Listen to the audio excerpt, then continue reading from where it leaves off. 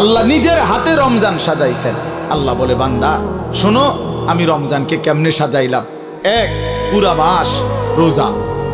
2, প্রতিদিন ইফতার। 3, প্রতিদিন সাহারি। 4, প্রতিদিন 20 রাকাত তারাবি। 5, শেষ দশকে এতেকাফ। 6, শেষ দশকের বেজর রাত্রিতে শবে কদর।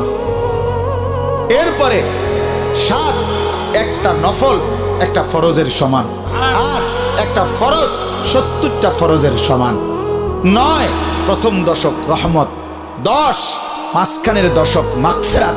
11, শেষ দশক জাহান্নাম থেকে মুক্তি।